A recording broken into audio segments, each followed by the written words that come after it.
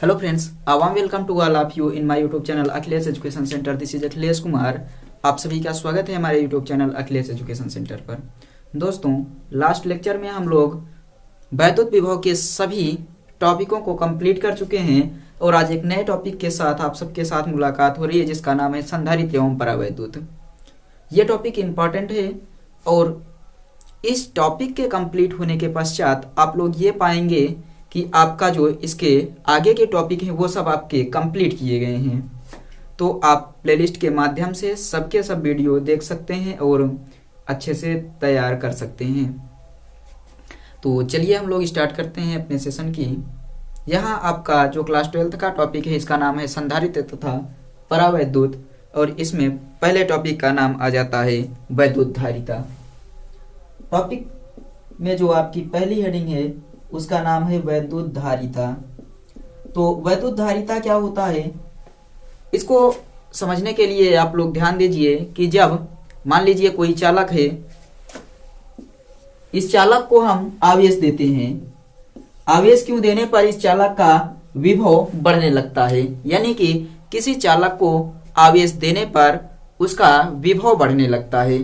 और यहाँ पर जो आपका विभव में वृद्धि होती है, या फिर आप ये बोल सकते हैं कि किसी चालक में जो आवेश दिया जाता है उसके कारण विभव में हुई वृद्धि के अनुपात को चालक की वैद्युत धारिता कहते हैं।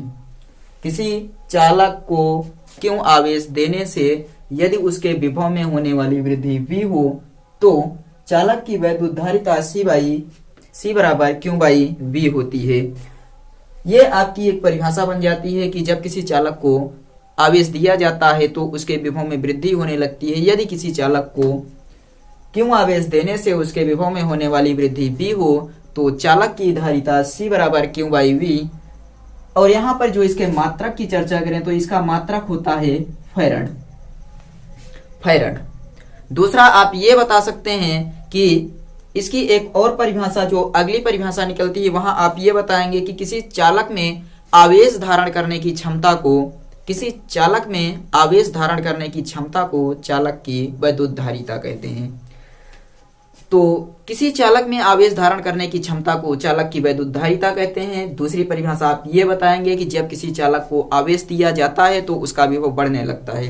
किसी चालक को दिया गया आवेश क्यों हो और उस दिए गए आवेश के कारण यदि उसके विभव में होने वाली वृद्धि v हो तो चालक की धारिता C बराबर Q बाई V हो जाती है। एक परिभाषा आप और बता सकते हैं कि चालक को दिए गए आवेश और उसके विभव में आवेश के कारण उसके विभव में होने वाली वृद्धि के अनुपात को चालक की वैद्युत धारिता कहते हैं, जिसे C से प्रदर्शित करते हैं, C बराबर Q बाई V फैराड। और अगली परिभाषा आप इस प्रकार बताएंगे कि यहाँ पर यदि किसी चालक को हम लोग क्यों आवेश देते हैं तो उसके विभव में जो वृद्धि होती है, यदि हम लोग किसी चालक को क्यों आवेश देते हैं तो उसके विभव में होने वाली वृद्धि एक दूसरे के समानुपात में होता है, यानी जैसे जैसे आवेश का मान बढ़ेगा वैसे वैसे यहाँ पर विभव का मान भी बढ़ने लगता है। जैसे जैसे आवेश का मान बढ़ेगा वैसे वैसे विभव का मान भी बढ़ने लगता है। तो आप बताएंगे कि किसी चालक के विभव में होने वाली वृद्धि चालक को दिए गए आवेश के अनुक्रमानुपाती होती है। किसी चालक के विभव में होने वाली वृद्धि चालक को दिए गए आवेश के अनुक्रमानुपाती होती है। यहाँ से आप क्या निकाल सकते हैं, Q बराबर CV हो जाएगा, यानी कि प्रोपोर्शनल हटेगा तो एक नियतांक आएगा जिसे C कहते हैं, और C बराबर आपका Q बाई V, ये हो जाएगा आपका फैराड। तो 3 परिभाषाएं आपको बताई गई, आप इसमें अच्छे से ये सारे पॉइंट याद रखिएगा। अगला है कि आपसे पूछा जाता है वैद्युत धारिता कैसी राशि है, तो आप यहाँ बताएंगे कि यह एक अदिश राशि है। चालक की वैद्युत धारिता एक अदिश राशि होती है। इसके बारे में आपको नोट पॉइंट, और यहाँ पर देखिए एक फैराड की परिभाषा हम लोग कैसे निकालेंगे।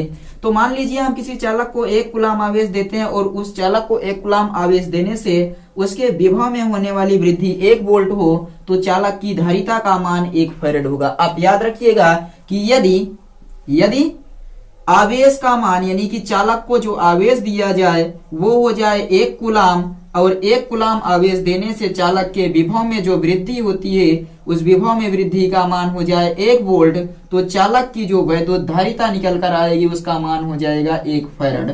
तो आप क्या बताएंगे कि यदि किसी चालक को 1 कूलाम आवेश देने से चालक के विभव में होने वाली वृद्धि 1 वोल्ट हो तो चालक की वैद्युत धारिता 1 फैरेड होगी, 1 फैरेड होगी।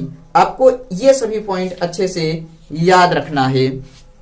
एक बार रिवीजन कर देते हैं। सबसे पहले आपको बताया गया कि जब किसी चालक को आवेश दिया जाता है तो उसका विभव बढ़ने लगता है।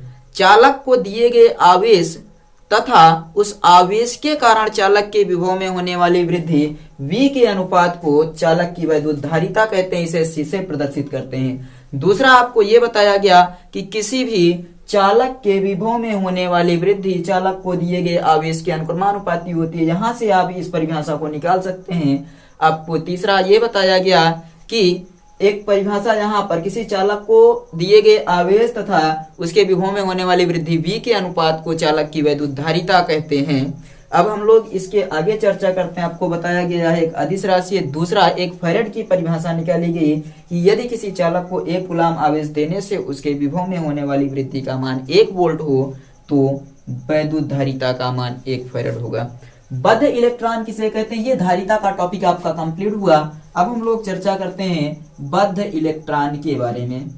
तो बद्ध इलेक्ट्रॉन क्या होते हैं? तो आप बताएंगे बद्ध का मतलब क्या होता है? बंधा हुआ। तो वे इलेक्ट्रॉन जो नाभिक से दृढ़ता पूर्वक बंधे होते हैं उन्हें बद्ध इलेक्ट्रॉन बोला जाता है। बद्ध का मतलब बंधा हुआ और इलेक्ट्रॉन, तो नाभिक से जो इलेक्ट्रॉन दृढ़ता पूर्वक बंधे होते हैं उन्हीं को बद्ध इलेक्ट्रॉन कहते हैं। बद्ध इलेक्ट्रॉन किसे कहते हैं आपसे पूछा जाए तो आप क्या बताएंगे कि ऐसे इलेक्ट्रॉन जो नाभिक से दृढ़ता पूर्वक बने होते हैं उन्हें बद्ध इलेक्ट्रॉन कहा जाता है। और मुक्त इलेक्ट्रॉन किसे कहेंगे? तो आप बताएंगे बद्ध का उल्टा हो जाएगा। मुक्त में आप क्या बताएंगे कि जो इलेक्ट्रॉन नाभिक से दूर होते हैं उन पर नाभिकीय बल बहुत कम कार्य करता है, यानी कि जो बंधे हुए ना हो या फिर इन पर कम नाभिकीय बल कार्य करे।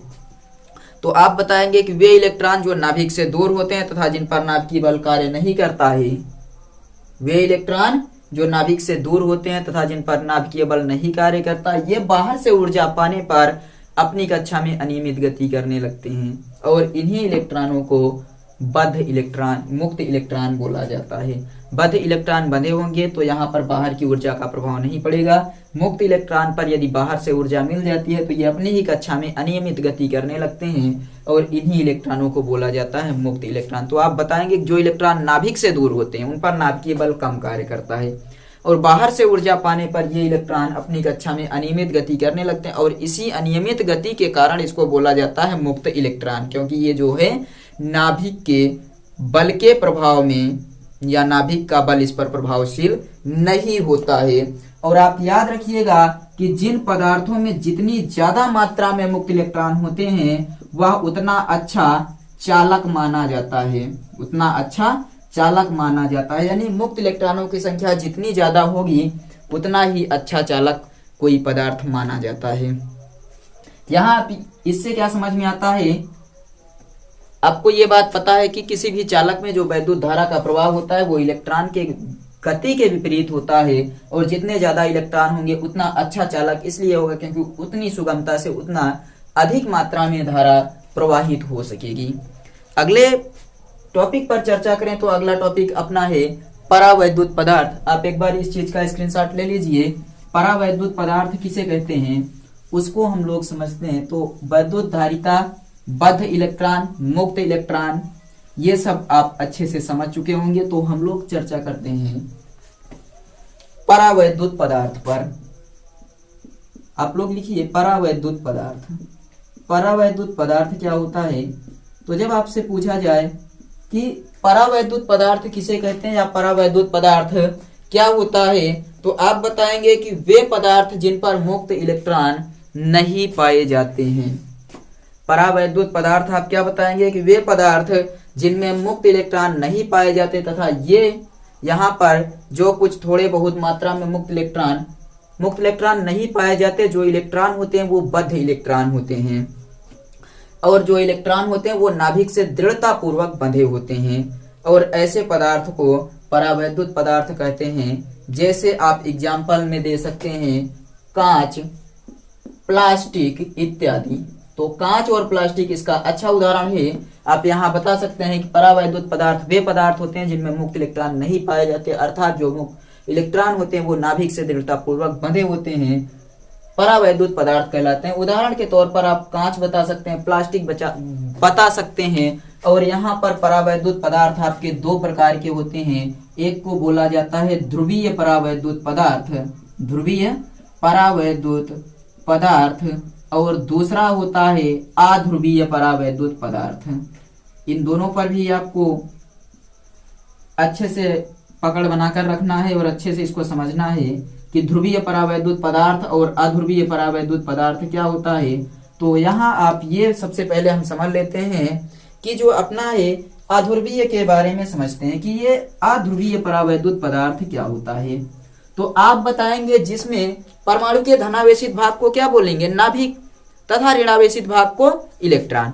तो यहाँ दो चीजें आप याद रखना कि एक को बोलेंगे हम लोग धनावेशित भाग, तो आप समझ जाइएगा नाभिक की बात हो रही है। दूसरा ऋणावेशित भाग, तो अर्थात इलेक्ट्रॉन की बात कर रहे हैं। तो ये धनावेशित और ऋणावेशित इलेक्ट्रॉन और नाभिक की बात हो रही है। तो आप बताएंगे कि ऐसे परावैद्युत पदार्थ जिनमें धनावेशित नाभिक और ऋणावेशित इलेक्ट्रॉन तथा एक दूसरे के बिंदुवत होते हैं, यानी कि एक दूसरे के बिंदुवत होते हैं इस प्रकार से, तो आप इसे बोलते हैं अध्रुवीय परावैद्युत पदार्थ। धनावेशित नाभिक और इलेक्ट्रॉन एक दूसरे के बिंदुवत होते हैं तो उन्हें अध्रुवीय परावैद्युत पदार्थ कहा जाता है। इसके एग्जाम्पल में आप नाम दे सकते हैं प्लास्टिक इसका एक अच्छा उदाहरण है। अध्रुवीय परावैद्युत पदार्थ में आप बताएंगे कि वे पदार्थ जिनमें धनावेशित नाभिक तथा इलेक्ट्रॉन एक दूसरे के बिंदुवत होते हैं उन्हें अध्रुवीय परावैद्युत पदार्थ कहते हैं। जैसे प्लास्टिक आपका एक अच्छे उदाहरण के तौर पर आ सकता है। और यदि हम लोग बात करें ध्रुवीय परावैद्युत पदार्थ, तो आप बताएंगे कि इसमें धनावेशित नाभिक, दो चीजें, धनावेशित नाभिक और साथ ही साथ इलेक्ट्रॉन एक दूसरे से दूर दूर होते हैं, एक दूसरे से दूर दूर होते हैं, तो इन्हें हम लोग कहते हैं ध्रुवीय परावैद्युत पदार्थ। तो धनावेश एवं इलेक्ट्रॉन एक दूसरे से दूर होते हैं, ध्रुवीय परावैद्युत पदार्थ कहलाते हैं। इसका अच्छा उदाहरण आपका HCl आ जाता है, तो आप एग्जाम्पल में HCl लिख सकते हैं। इन चीजों को लिख लीजिए। उसके बाद हम लोग परावैद्युत पदार्थ की सामर्थ्य पर चर्चा करते हैं। जल्दी से एक बार स्क्रीनशॉट ले लीजिए और नोट्स के लिए आप लोग नीचे डिस्क्रिप्शन बॉक्स में आपको कई सारे लिंक दिए गए हैं जहां से आप लोग इसी नोट्स को प्राप्त कर सकते हैं। तो आप इस चीज को अच्छे से समझते हुए चलिए। अब हम लोग बात करते हैं परावैद्युत पदार्थ के सामर्थ्य की। तो परावैद्युत पदार्थ के सामर्थ्य, परावैद्युत पदार्थ आप लोग समझ चुके हैं। अब इसके सामर्थ्य की बात करते हैं। आप पूरी हेडिंग लिख लीजिए। तो आप बताएंगे कि परावैद्युत पदार्थ की सामर्थ्य क्या होती है। परावैद्युत पदार्थ की सामर्थ्य, सामर्थ्य का मतलब शक्ति होती है। और परावैद्युत पदार्थ आपको बताया गया कि वे पदार्थ जिनमें मुक्त इलेक्ट्रॉन नहीं पाए जाते, अर्थात इलेक्ट्रॉन नाभिक से दृढ़ता पूर्वक बंधे होते हैं। तो परावैद्युत पदार्थ की सामर्थ्य की बात की जाए तो ये सामर्थ्य जो होता है जब किसी परावैद्युत पदार्थ को किसी बाह्य वैद्युत क्षेत्र में रखा जाता है, किसी परावैद्युत पदार्थ को किसी बाह्य वैद्युत क्षेत्र में रखा जाता है, तो आपने दो चीज पढ़ा, एक तो ऋणावेश और दूसरा धनावेश। परावैद्युत पदार्थ में यही होता है, धनावेश और ऋणावेश। तो जब हम लोग इसे किसी बाह्य वैद्युत क्षेत्र में रखते हैं तो उनके धनायनों एवं ऋणायनों के बीच की दूरी बढ़ने लगती है।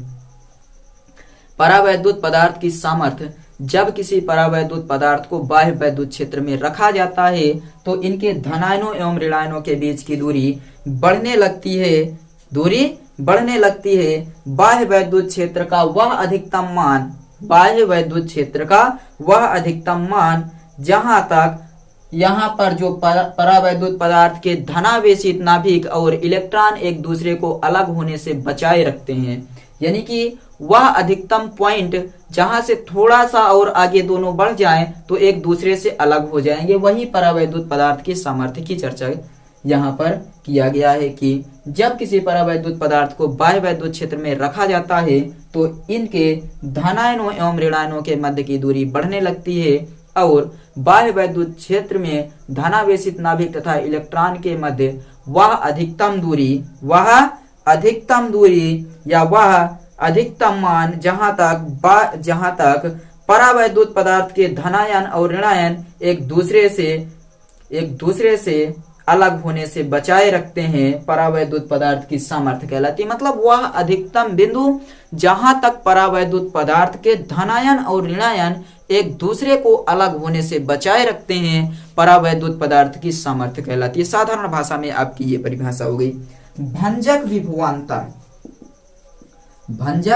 विभवांतर तो वह अधिकतम विभवांतर लगाया गया परावैद्युत पदार्थ पर लगाया गया वह अधिकतम विभवांतर जहां पर परावैद्युत पदार्थ के धनायन एवं इलेक्ट्रॉन एक दूसरे से अलग होने लगते हैं, भंजक विभवांतर कहलाता है। तो परावैद्युत पदार्थ की सामर्थ्य और भंजक विभवांतर में आपको क्या समझ में आया? तो परावैद्युत पदार्थ की सामर्थ्य में आपको यह बताया गया कि इस पदार्थ को हम लोग किसी बाह्य वैद्युत क्षेत्र में रखेंगे तो धनायन और ऋणायन के बीच की दूरी बढ़ने लगेगी। वह अधिकतम दूरी जहां तक ये एक दूसरे को अलग होने से बचाए रखेंगे, परावैद्युत पदार्थ की सामर्थ्य कहलाती है। दूसरा, या वह अधिकतम मान जहां तक एक दूसरे को अलग होने से बचाए रखते हैं, परावैद्युत पदार्थ के सामर्थ्य कहलाती है। भंजक विभवांतर वैद्युत क्षेत्र के लिए वह अधिकतम मान जहां तक परावैद्युत पदार्थ के धनायन एवं ऋणायन एक दूसरे को अलग होने से बचाए रखते हैं या अलग होने लगते हैं, यहाँ पर आप बताएंगे कि भंजक विभवांतर कहलाता है। बाह्य वैद्युत क्षेत्र के लिए लगाया गया वह अधिकतम विभवांतर जिस मान पर परावैद्युत पदार्थ के धनायन एवं ऋणायन एक दूसरे से अलग होने लगते हैं, भंजक विभवांतर कहलाता है।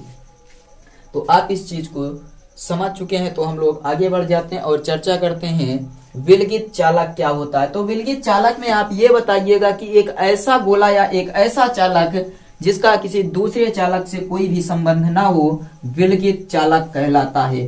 कोई भी ऐसा चालक पदार्थ जिसका किसी दूसरे चालक पदार्थ से कोई संबंध ना हो, यानी कि जैसे आप बता सकते हैं निर्वात में रखा हुआ किसी धातु का गोला जहां पर किसी दूसरे चालक का कोई भी संपर्क उस चालक से ना हो, कोई भी संबंध उस चालक से ना हो, वो आपका कहलाएगा विलगित चालक। निर्वात में रखा गया धातु का गोला इसका उदाहरण है।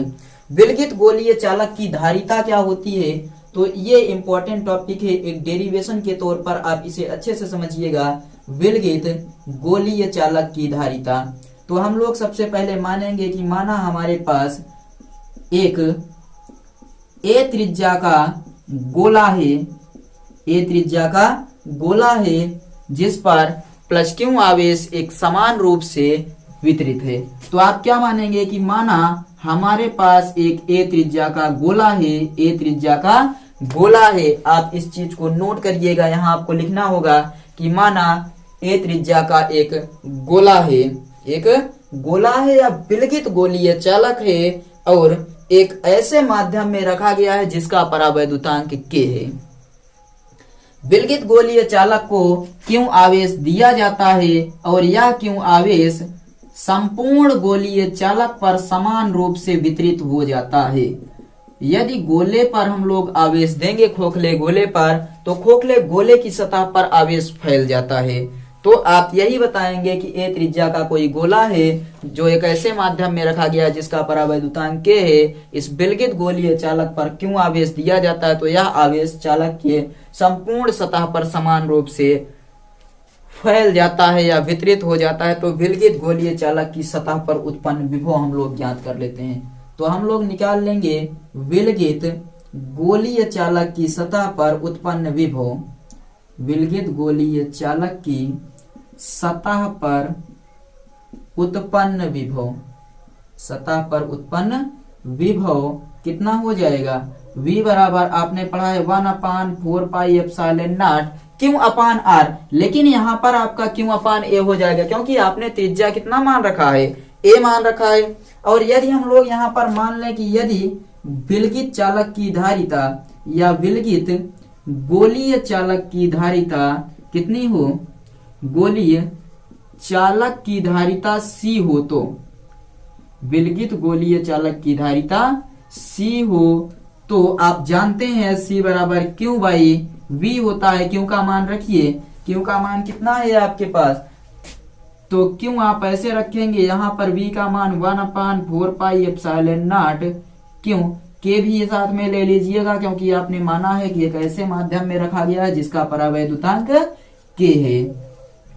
तो एक चीज आप यहाँ पर ध्यान दीजिए, ये पूरा का पूरा इस तरफ आ जाएगा तो आपका c बराबर बनेगा 4πε0 के ए क्यों अपान क्यों, ये क्यों से क्यों कैंसल और c बराबर 4πε0 के ए, 4πε0 के ए और साथ में आप लिख देंगे फैराड। इसके मात्रक की बात करें तो ये मात्रक बन गया आपका फैराड। और यहाँ से आप समझ चुके होंगे कि विलगित गोलीय चालक की धारिता का व्यंजक प्राप्त जो हुआ आपका c बराबर 4πε0 के ए फैराड। तो इसको आप नोट कर लीजिए जल्दी से और आप इसकी निर्भरता पर चर्चा कर लेते हैं कि जो विलगित गोलीय चालक है वो किन किन चीजों पर निर्भर करता है। तो आप यहाँ सबसे पहले बताएंगे क्या त्रिज्या दी गई है, तो दी गई है तो यहाँ बताएंगे C प्रोपोर्शनल A यानी कि डायरेक्टली प्रोपोर्शनल है C के, तो आप बताएंगे विलगित गोलीय चालक की त्रिज्या धारिता त्रिज्या के अनुक्रमानुपाती होती है।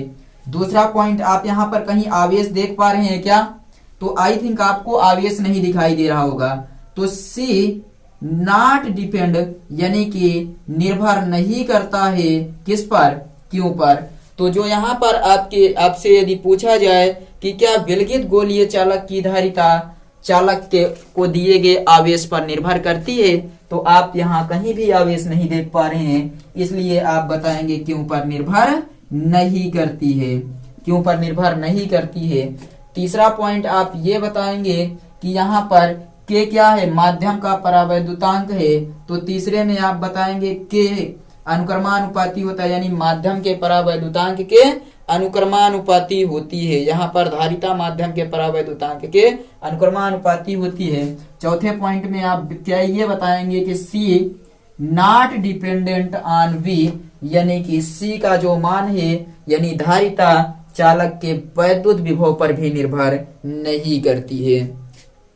आवेश और विभव पर निर्भर नहीं करती, त्रिज्या के अनुक्रमानुपाती होती है, माध्यम के परावैद्युतांक के अनुक्रमानुपाती होती है। और आप ये याद रखिएगा कि एक फैराड गोलीय चालक की धारिता को यानी कि यदि किसी चालक को एक फैराड की धारिता दे दी जाए तो एक फैराड धारिता को कहीं पर भी नहीं रख सकते हैं हम लोग, क्योंकि जो इसका मान आता है वो बहुत ज्यादा होता है।